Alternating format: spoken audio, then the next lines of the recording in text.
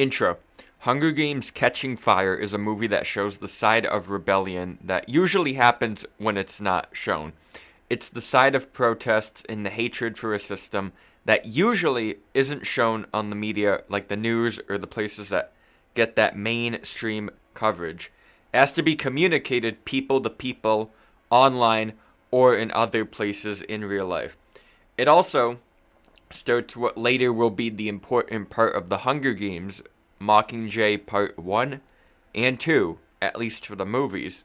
This movie also had the tagline, "Remember who the enemy is," which is a good reminder because during things like going against a corrupt system, for example, it's easy to have different enemies and forget overall what the common goal is. Because for most things, there usually isn't an enemy, a common enemy, not because there needs to be, but because of how they are usually the reason why people need to have the goal because of their position. They act as a blocker in a way that limits their true potential of reaching their goal and making sure the better good is achieved out of things like voicing an opinion and speaking out against a corrupt system. Since there is a lot of stuff to consider when thinking about how changes come and how they occur overall, we should first know about what happens in the film so that we can see how that change is ignited. We start out with Katniss and Peeta, who both survive the games after saying they would kill themselves as berries if they didn't both win. They're in District 12, but they really are just relaxing. Katniss doesn't want to get reminded of the games, so she stays away from Peeta, really. Then, she gets visited by President Snow, who comes in with a little deal of his. Katniss can spit down the rebellions that stemmed from her by saying the berries' stunt was true love, or whatever, and not out of rebellion. If they don't do that, he kills their friends and family. So, big yawn alert. Whoa, guys, that's a big deal.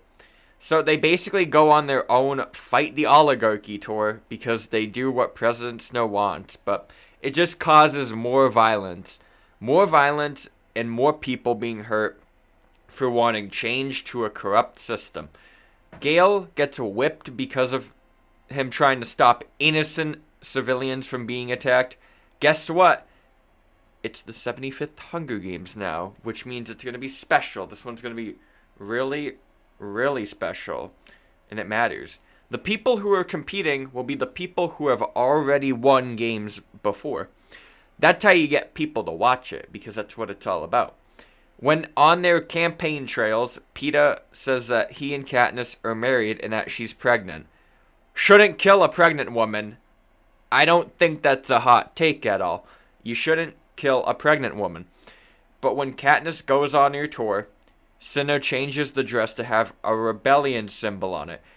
You'll never guess what it is. It's a little mockingjay. Whoa. Because she disobeyed the system, Cinna gets beaten, as expected, but then the games start and Katniss and Peeta team up with the people from District Number 4. When night reaches, they have poisonous fog there, and Mags sacrifices herself to save other people.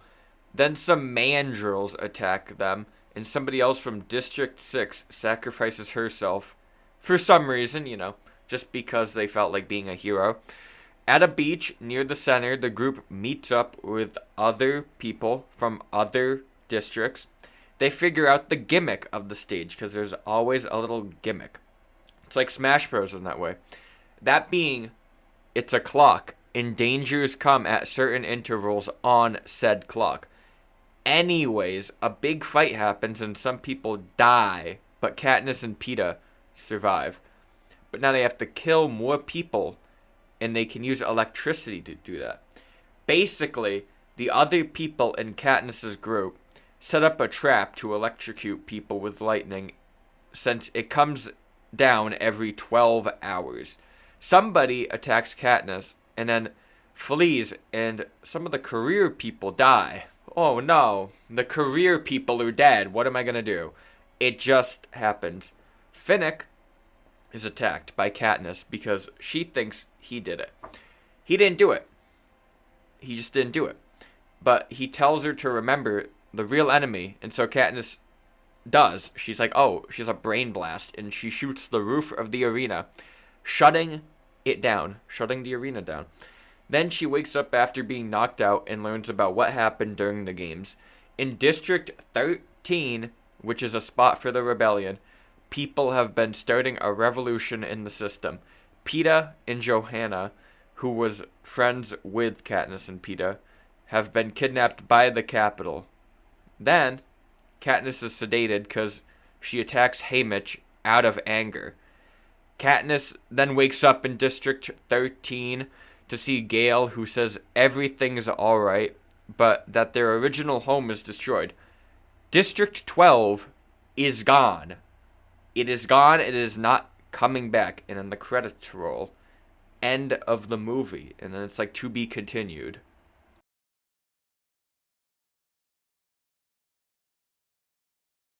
In the movie, there are a bunch of points where they mention protests that are happening in all these districts and about how President Snow needs to put them down and suppress them.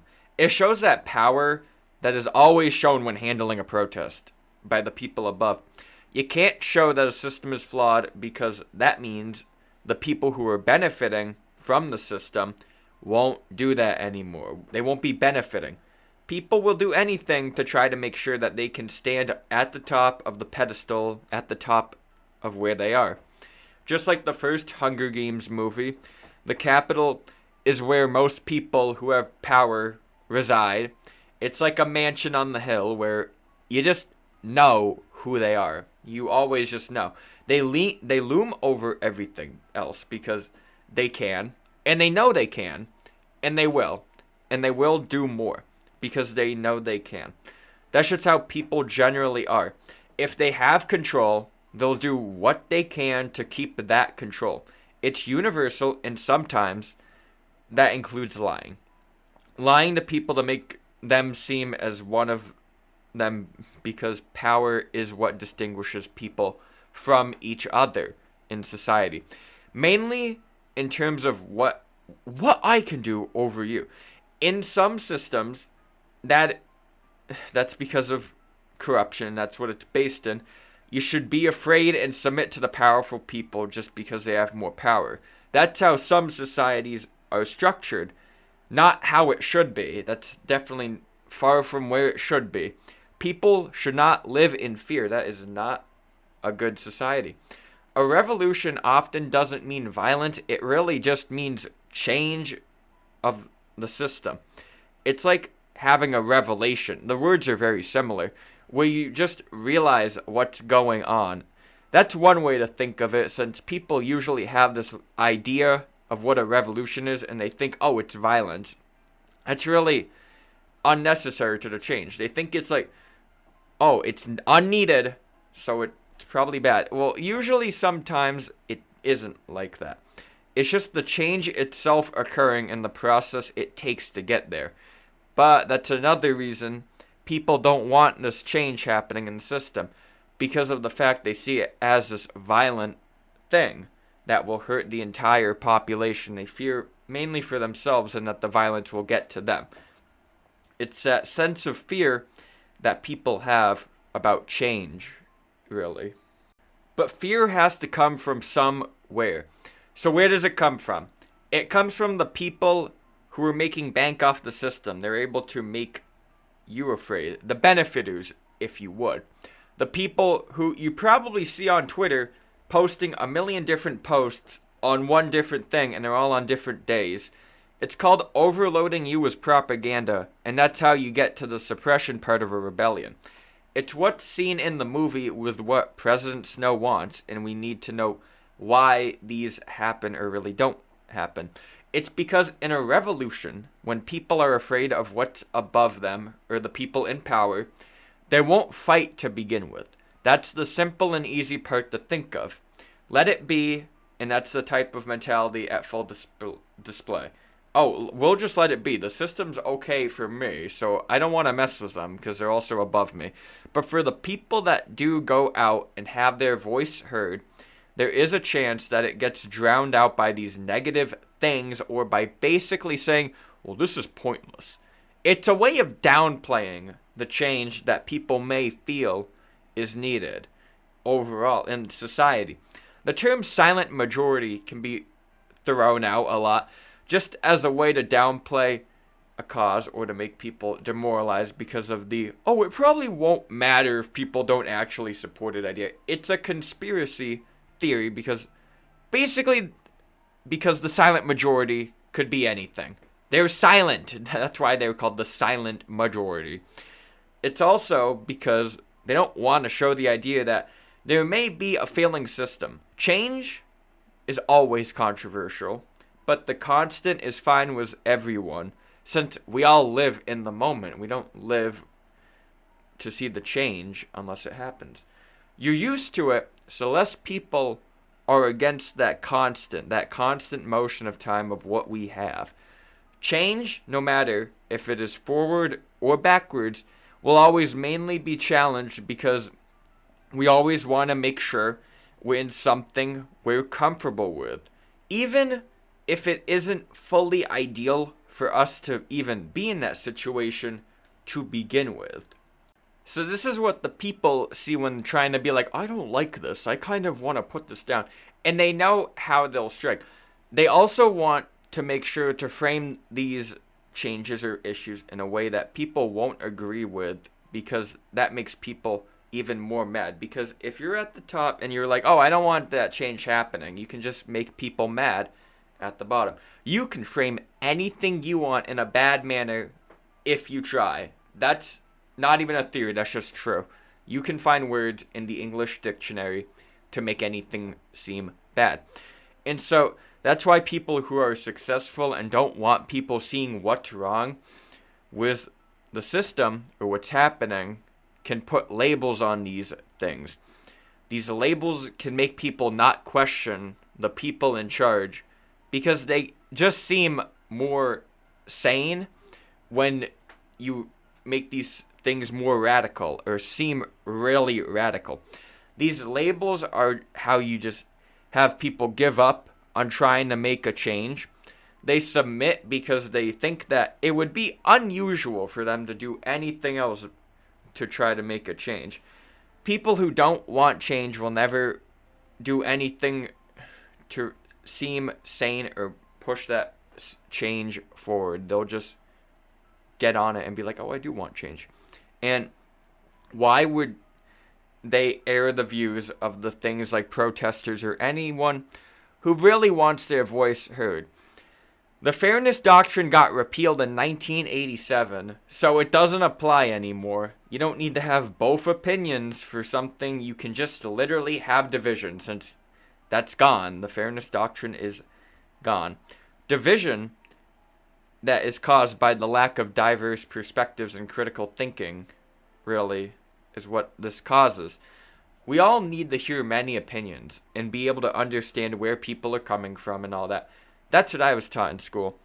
The people who also will go against change and resistance to their idea will also deny everything.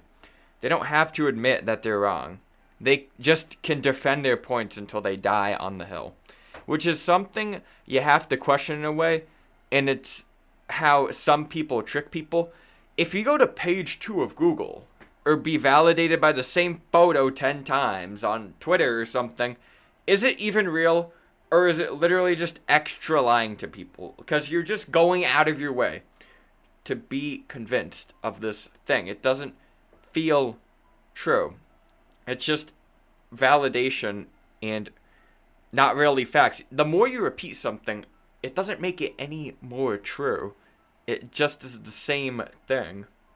That repeated sense of sharing a photo or doing that thing to validate people into believing a lie, that's what people do to make people not question the current moment and start to wonder if what's happening around them is really right. They overload the people with information, and they overload so much until it's all you see, and you think they're diverse perspectives because multiple accounts post them or whatever. You think, oh, more people agree with this. I kind of have to believe it's true. When they're the same image or thing that they're saying, it's just that multiple people who are in that same bubble are sharing the same stuff. If you want to see what I mean, literally just sign up for a new account on Twitter and don't follow anyone and go to the timeline. You'll probably see the same 3 schizos a bunch of times, and it's probably because of that overload method talked about. The sense of entitlement is what takes people over, and that's what people need to actually make change in society, because that's also a problem. People don't have the confidence or can't explain posts very well, which happens. Like, some people just are awful with their words. You see this a lot online, especially in some of the debate videos people like spread. You kind of see it. Like, you know what would work, but it's hard to put it into the words that are easy to digest and are easy to understand for a mass audience. Happens to the best of us, but this also, to most people, shows a sign of weakness, this cowardice, stumbling over the words, all that. Which is why they don't want anything to do with these changes or whatnot, because of that weakness or that cowardness. The other part about a revolution or a change happening is that they will always deflect it to other things. The labels is one way to do this, because if something's radical, then why would it be good? We've kind of been taught that a lot of radical stuff is bad because it's just outside of that Overton window, and that's what the idea is at play. That's for a different topic, but the general idea is just you have to be in a range of acceptability for something to be seen as reasonable. And people use this idea with words like radical, unthinkable, and all the buzzwords you can think about now. Because sometimes that is what it is, but also sometimes it's not. It's just reasonable demands. You have to determine everything yourself, but the whole idea is that there should be this open-mindedness that goes into hearing other people's opinions. But this doesn't happen because news sites and all these people covering these things they really need engagement bait. They don't care if you get the facts or not. They care about whether or not they get likes or engagement from you, like watch time on their channel. The revolution will not be talked about because it challenges the way people are supposed to think. The idea is that people know and are used to and have worked for the people presenting them. They don't want to fall because they know they will if these changes happen. Now, when you look at the movie as well, the suppression tactics that President Snow uses and tries to get Katniss and Peeta to do as well are also a distraction technique. Make sure people have something else to turn their heads to while you keep doing your thing. This being Katniss and Peeta's love, which is used as a distraction because it's like, guys, please, it wasn't like that. And some people realistically would probably buy that, but those people are from the upper coast districts that thrive under the Hunger Games system, the career districts, if you would. It makes sense because they see a fault but are more easily able to have their minds changed. This doesn't work for most of them, and sometimes the violence is so much that they just won't show it. They won't show violence against the people protesting at Panem because that shows them as the bad side, which is really real life. Guys, I'm not going to show myself hurting protesters because, like, we have a First Amendment right, and I can't be seen suppressing that. Why would the people in charge be against us is really a, big question that people can ask. No, guys, they're just peacekeepers just trying to do their job and keep peace in the land. Biggest X wrong mark I've ever seen in life. Peacekeepers would never really need to use violence like they do in Catching Fire or in any Hunger Games movie where the Capitol goes against protesters. They're supposed to keep peace, and that's it. Guys, it's in the name. It's in the name. It's peacekeeper. Labeling something a peacekeeper or giving them a badge does not automatically make them better or an angel or some divine protector. It just gives them power and an ego trip sometimes if put into certain scenarios. The way that Catching Fire shows the peacekeepers like showing that they live in that corrupt system that nobody will show. It's something that is sad to see because you know what's right, but you also know that everything else that's being shown goes against that idea and isn't for the good of the people at all. You are shown the idea that, whoa, the people above and the people who are labeled peacekeepers aren't really keeping the peace. That's why they don't show that really to the people. And you can't have that illusion be broken because that's really what it is. It's an illusion. The music in the movie is one that is kind of like the other movies with it being an orchestra because that's what it is. It is an orchestra. It does what it does and it does it well, I'll admit. It's like the music from the first film because it's by the same composer. It's good music. It does what it has to while being action-esque music when we're in the arena in the Hunger Games. It's able to amplify the movie and make it better considering it doesn't have to go a National Geographic shaky cam effect like the first one. But what it does is good. Where there's oxygen music, that's what it can be described as. Music that when you don't have it, it kind of feels off a little bit, but you don't really notice too much when it's there because you can't really see it. Since the music is good, that means the numbers might be good. So we could look at the review scores. It got a 7.5 out of 10 on IMDb and a 90% on Rotten Tomatoes. It has a 3.9 out of 5 on Letterboxd, which is good, which is actually pretty good because this is the best Hunger Games movie. But the 76 on Metacritic shows that it is a good movie because that's also good. It just didn't get that really high score. This is pretty good considering the movie has a $130 to $140 million budget. Crazy. And made $845 million in the box office. Which they made profit, I'm pretty sure. So the money, it was successful. It was made. And it actually was a good movie. So overall, the company actually delivered with this one. Guys, they did it. The big corporation did it. That's all that matters. That it's a good experience for the people. And it's fun to watch. And it was good overall. So that's a good thing. Overall, Hunger Games Catching Fire is a movie that shows how rebellion is suppressed and shows the ideas of how change has to start from the inside. They show the ways revolutions start and really what happens beforehand in the early stages of change, as the steps of what the system looks like and what the system looks like to all these people who actually live under it. The movie is really good, and in my opinion, it is the best Hunger Games movie so far.